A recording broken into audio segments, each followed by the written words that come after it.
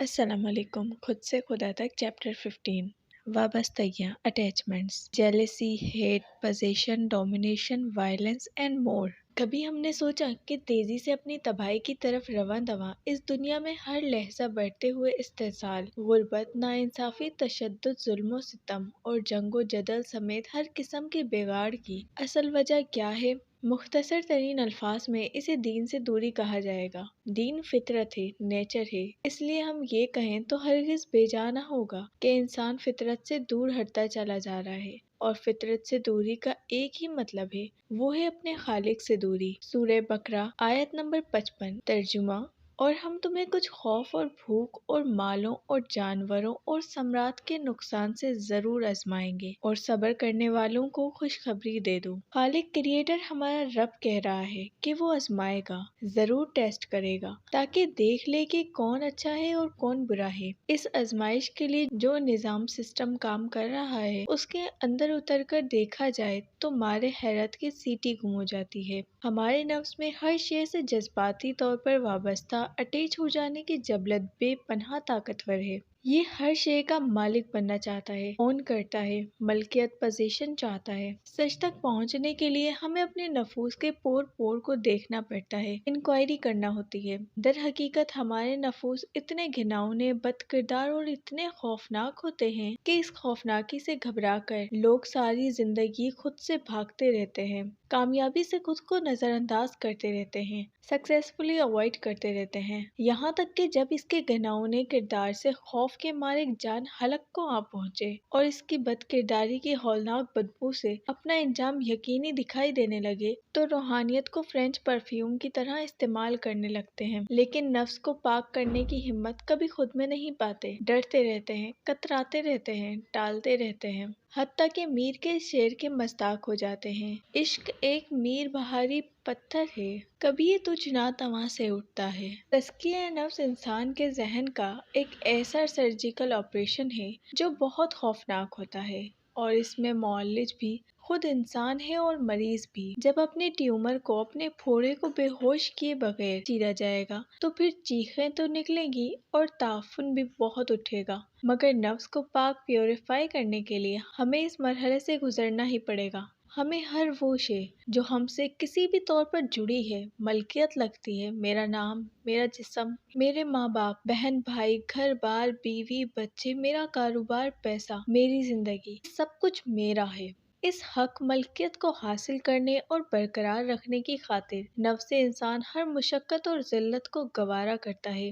ہمیں فطری طور پر اپنے بچوں سے بہت محبت ہوتی ہے، بری بات نہیں، یہ تو اللہ نے ہمارے دل میں ڈالی ہے، مگر کیا یہ وہی محبت ہے جو اللہ نے ہمارے دل میں ڈالی ہے، یا ہم نے اس محبت پر اپنا قبضہ جما لیا ہے؟ وہ اللہ کے بنائے ہوئے انسان ہیں جنہیں اس نے اسی زمین پر بھیجا ہے جیسے ہمیں بھیجا ہے، وہ تو امانت ہیں، لیکن کیا ہم واقعی انہیں امانت سمجھتے ہیں؟ ایک باپ کو اپنے بیٹے سے بے پناہ محبت ہوتی ہے، وہ ساری زندگی اسے پالتا ہے، اس محبت میں کوئی کلام نہیں، لیکن باپ کا نفس دھیرے دھیرے اس محبت کو قبضے میں بدل ڈالتا ہے، اور وہی باپ اپنے بیٹے کو اپنی ملکیت سمجھنے لگتا ہے۔ اگر یہی بیٹا اپنے باپ کو کسی دن اچانک تھپڑ مار دے تو اب محبت کہاں ہے؟ یہ باپ کی نہیں، نفس کی محبت کی بات ہو رہی ہے۔ ایک باپ کا نفس یہ کبھی برداشت نہیں کر سکتا کہ اس کا بیٹا اسے تھپڑ مارے، اگر ایسا ہوا تو باپ بیٹے کا رشتہ ختم ہو جائے گا۔ یہاں مقصود یہ نہیں کہ باپ وہ تھپڑ چپ چاپ کھا لے، ایسا عقلی طور پر ممکن نہیں ہے۔ مثال کا مقصد صرف محبت میں، فطری محبت میں نفس کی ملاوٹ، اس کا قبضہ دکھانا ہے۔ نفس کی دنیا کچھ لو کچھ دو کے اصول پر چلتی ہے، گیو اینڈ ٹیک کا معاملہ ہے۔ اگر نفس اپنی اولاد کی پرورش کرتا ہے تو بدلے میں اس سے 100% اطاعت مانگتا ہے۔ نافرمان اولاد کسی کو پیاری نہیں ہوتی، نافرمانی تو دور کی بات، نفس انسان اپنی اولاد کا معمولی اختلاف بھی برداشت کرنا اپنی توہین سمجھتا ہے۔ ہمیں اولاد اس لیے دی جاتی ہے کہ ہم اس کی اچھی پرورش کر کے اسے دنیا کی دوڑ، ہیومن ریس میں شامل کر دیں، پھر اگر وہ ہماری خدمت کرے تو سبحان اللہ، اگر نہ کرے تو وہ جانے، اس کا خدا جانے، مگر ہم ایسا نہیں کرتے۔ ہم اپنی اولاد کے ساتھ جینا شروع کر دیتے ہیں، یہاں تک بھی کوئی برائی نہیں، मगर ये जीना हमारी जिंदगी का आखिरी मकसद बन जाता है। यहाँ से सारी बात बिगड़ती है। नफ्स की जिबलत है कि ये तकाबुल कंपैरिजन करता है। अमारा और लवामा सिर्फ अंदर नहीं बाहर भी काम करते हैं। हम लोगों पर हुक्म लगाते हैं, इन्हें जज करते हैं। नफ्स चूंकि अपना सबसे बड़ा हमदर्द है, इसलिए वो दूसरों का जब बाहरी दुनिया में खुद से मुआजना कंपैरिजन करता है, दूसरे को देखकर अपना तजुर्बा एनालिसिस करता है, तो सारी जिंदगी मसख होकर रह जाती है।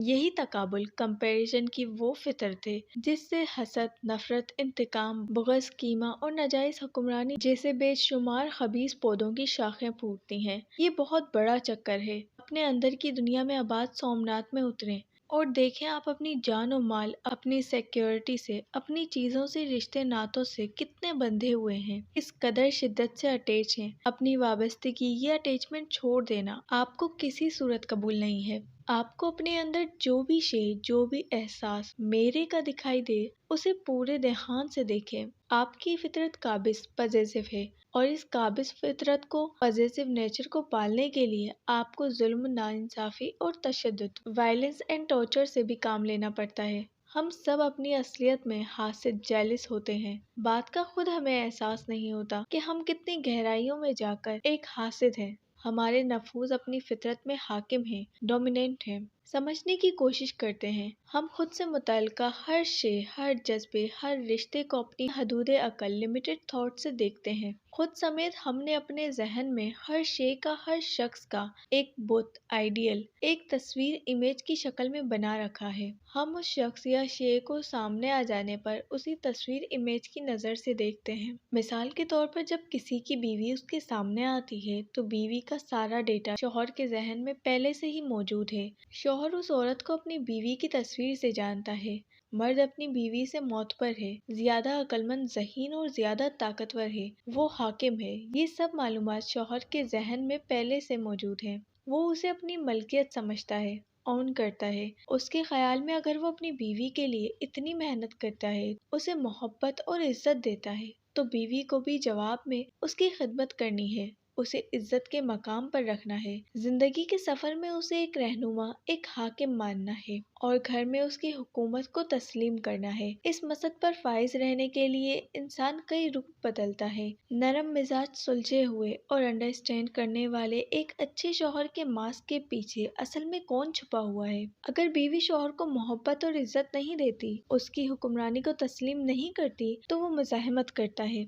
उसे अपने खुद साख्ता सल्तनत में अपना वजूद कायम रखने के लिए हर सूरत अपने मुतालबात को मनवाना होता है। ये काबिज फितरत, पजेसिव नेचर है, एहसास हाकिमियत, सेंस ऑफ डोमिनेशन है। दूसरी तरफ बीवी भी यही खेल खेलने में मसरूफ है। हम सब एक दूसरे के साथ ऐसे ही खेल रहे हैं। अपनी इज्जत नफ्स, सेल्फ रिस्पेक्ट को तौहीन से बचाने के लिए हम दूसरों की इज्जत करते हैं। हम हाकिम, रूलर क्यों होना चाहते हैं? हम हर शे पर कब्जा क्यों जमाना चाहते हैं? कहीं इसकी वजह ये तो नहीं कि हम तन्हाई से खौफजदा हैं, इसलिए तन्हाई से भागकर हम अपनी दुनिया बनाने में मसरूफ हो गए हैं, मलकियतें इकट्ठी कर रहे हैं। अल्लाह ने ये सब हमें सिर्फ आजमाइश के लिए दिया है और हम इसको अपना समझ बैठे हैं। अगर इंसान अपने नफ्स को मजहब और तालीम याफ्ता कर ले तो ये तमाम जबलियात धीरे धीरे मतवाजन, बैलेंस होने लगती हैं। वो जिंदगी पहले की तरह ही गुजारता है, मगर इसकी बुलंद अकल उसे बता चुकी होती है कि ये सब आर्जी, टेम्परेरी है।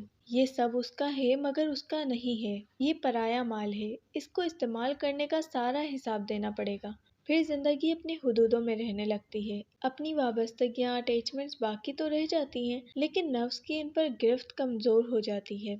ये कच्चे धागे टूटने लगते हैं और इंसान आज़ाद होने लगता है। ये काम कोई शक नहीं, बहुत मुश्किल है, मगर इसकी जज़ा, इसका रिवॉर्ड इतना बड़ा है कि समझ आ जाए तो इस काम की मुश्किल कोई मुश्किल नहीं रह जाती। जो कुछ भी यहाँ लिखा है, आपने सुना है, उसको अपने समेत पूरी दुनिया पर लागू अप्लाई कर देखें। आजमाएं, टेस्ट करें, परखें, वेरीफाई करें। सब समझ में आ जाएगा कि जितनी भी नफ्स की मनफी जबलियतें हैं वो वाबस्तगी से, अटैचमेंट से निकल रही हैं। सूफी जब दुनिया छोड़ता है तो उसका मतलब ये हरगिज नहीं कि इसने हर शे से अपना नाता तोड़ डाला है।